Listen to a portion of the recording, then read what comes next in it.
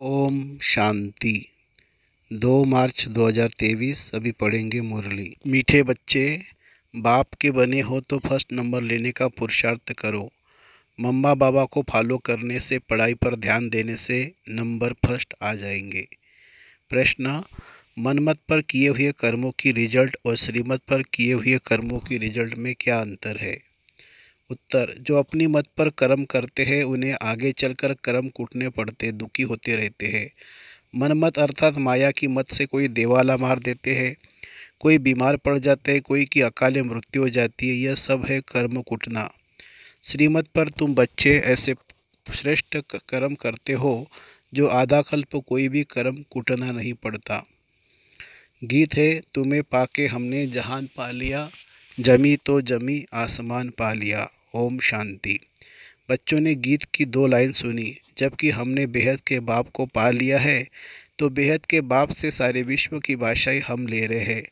यह तो बिल्कुल साधारण बुद्धि से भी समझ सकते कि भारत में जब देवी देवताओं का राज्य था तो और कोई धर्म नहीं था, लक्ष्मी नारायण का ही घराना था।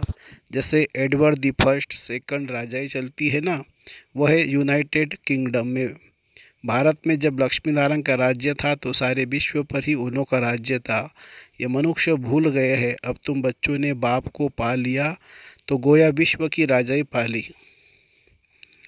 बाप खुद कहते हैं, बच्चे तुम भूल गए हो, इस भारत में जब देवी देवताओं का राज्य था, सतयुग था, तो तुम सारे विश्व में मालिक थे, विश्व के मालिक थे।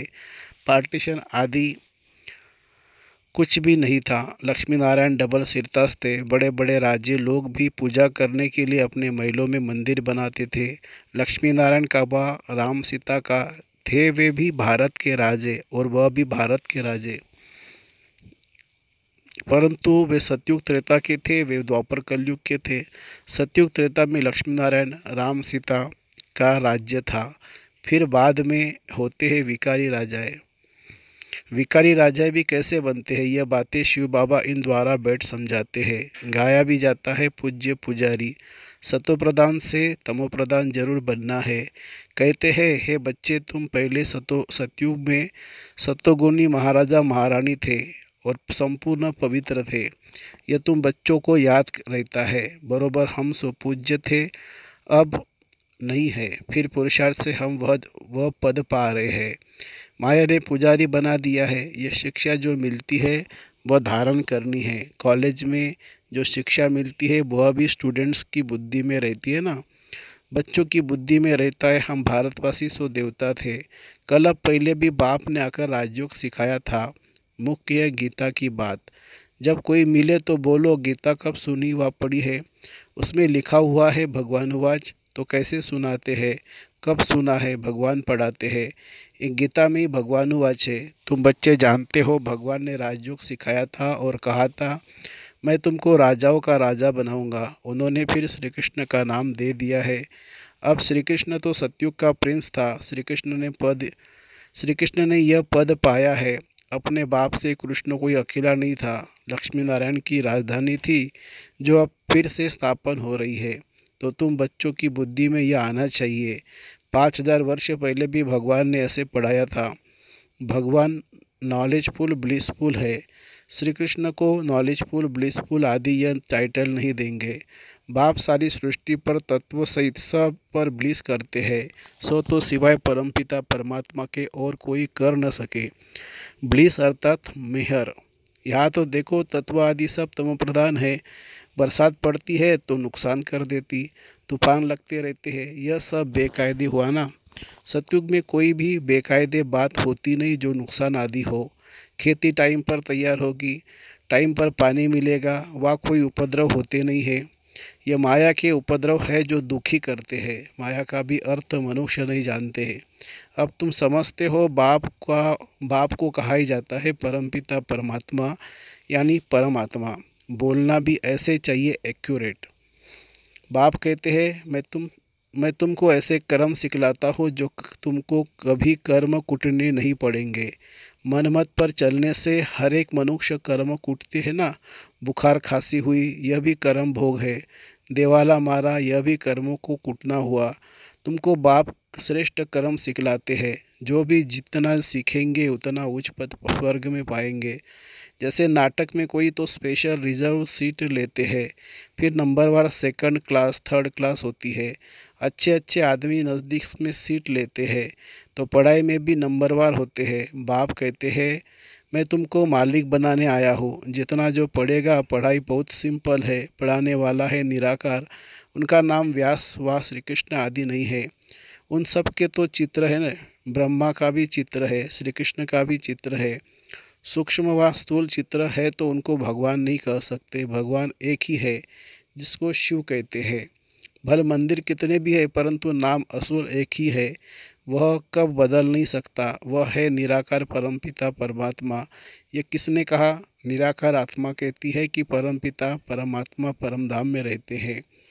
हम आत्मा उनकी संतान हैं। हम भी वहाँ से आए हैं पाठ बजाने।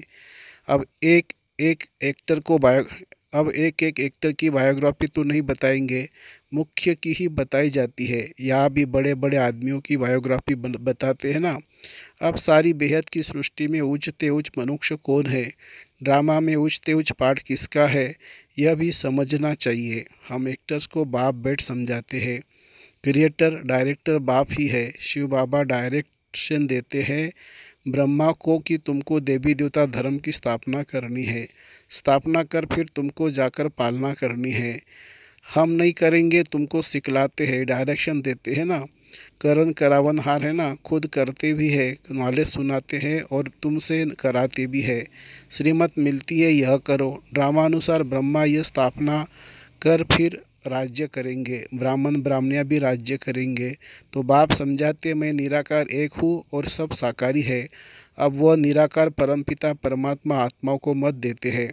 आत्मा इन कानों से सुनती है, मुख से बोलती है। तो सबसे मुख्य हुआ परमपिता परमात्मा, फिर ब्रह्मा विष्णु शंकर, सूक्ष्मतन वासी, फिर संगम योगी, फिर है जगदम्बा सरस्वती और जगत पिता ब्रह्मा। यह बड़े ते बड़े हुए ना, इन द्वारा रचना होती है। तुम सब मिलकर भारत को स्वर्ग बनाते हो। बाप की मदद से तुम मनुष्य को देवता बनाते हो। सतयुग में होते हैं ही दैवी संप्रदाय। बाप कहते हैं, हम तुमको ऐसे कर्म सिखलाते हैं जो कभी दुखी नहीं होंगे। अब सारा मदार है तुम्हारे पुरुषार्थ पर।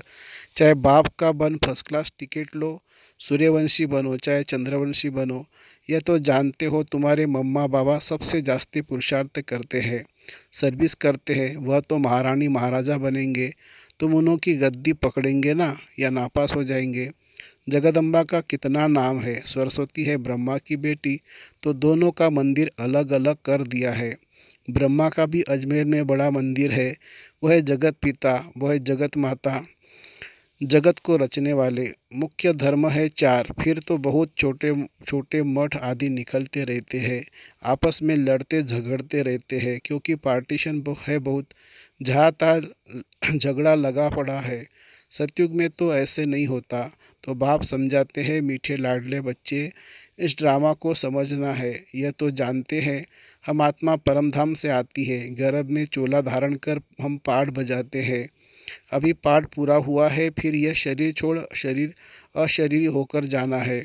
बाप आया हुआ है, शिव जयंती भी है। जरूर शिव बाबा ने आकर अवतार लिया है। उनकी जयंती कब कैसे हुई, शिव बाबा कैसे किस्से में आए, क्या आकर के किया, ये कोई नहीं जानते। जरूर भारत को स्वर्ग बनाया होगा। बाप न आए तो बच्चों को कौन सिखलाए। और सबकी मत है कलयुगी आसुरी मत, उनसे श्रेष्ठ बन नहीं सकते। अब मैं तुमको सुमत देता हूँ, और कोई की भी मत पर न चलो। मैं श्रेष्ठ ते श्रेष्ठ हूँ, जरूर ऊंचा बनाऊंगा। तो वह श्रीमत पकड़नी चाहिए, और कोई की मत ली तो धोखा खाएंगे। कदम कदम पर श्रीमत लेंगे तो इन लक्ष्मी नारायण जैसा बनेंगे। उनकी महिमा ही है तमेव माता च पिता तमेव। मैं बाप टीचर सदगुरु के रूप में तुमको मत देता हूँ, जिससे तुम ऐसे लक्ष्मी नारायण समान बनते हो। यह ज्ञान तुमको है तब समझा सकते हो। नंबरवार तो होते ही है। तुम जानते हो मम्मा बड़ा रिफ्रेश करती थी, बाबा भी रिफ्रेश करते हैं। तो तुम बच्चों को भी फॉलो करना है। बाबा हम आपसे सुनकर औरों को सुनाएंगे।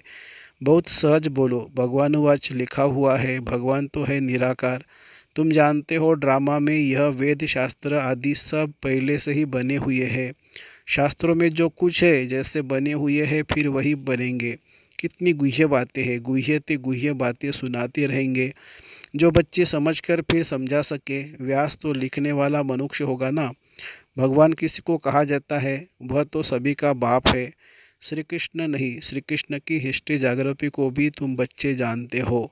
भगवान तो सृष्टि का रचता ठहरा, राजयोग भगवान ने सिखलाया न कि श्री कृष्ण ने। तुमको यह नशा रहना चाहिए कि हम यह राजयोग सीख भविष्य प्रिंस प्रिंसेस बनेंगे। बैरिस्टरी पढ़ते हैं तो नशा रहता है, इम्तिहान पास कर जाकर कुर्सी पर बैठ बैरिस्टर बनेंगे। तुम जानते हो मरना तो सभी को है। अभी बाप कहते हैं मरने से पहले पुरुषार्थ करो। इस समय सिर्फ तुम्हारी प्रीत है मेरे साथ। कौरवों की विपरीत बुद्धि थी, फिर पांडवों की प्रीत बुद्धि थी, तो प्रीत बुद्धि वालों की स्थापना और विपरीत बुद्धि वालों का विनाश हुआ। यह है पढ़ाई। पहले तो निश्चय चाहिए कि बाप हमको राजाओं का राजा बनाने पढ़ाते हैं। 5,000 वर्ष के बाद तुमको पढ़ाने आता हूँ। ड्रामा में कोई भी चेंज नहीं हो सकती। तुम जानते हो कि सत्य बोलने वाला एक ही बाप है, बाकी जो सभी मनुष्य मात्र ईश्वर के लिए रास्ता बताते हैं और उनकी रचना के लिए जो बोलते हैं सो तो सभी झूठ है।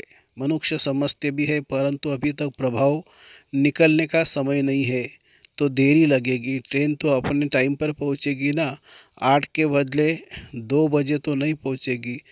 हम यह पुरुषार्थ करते करते समझते हैं अभी जल्दी स्वर्ग में चले जाए, परंतु बाबा स्टेशन मास्टर कहते हैं कि फ्लैग डाउन व सिग्नल नहीं है, अजुन देरी है। राजा स्थापन हो जाए तब तो चलेंगे ना।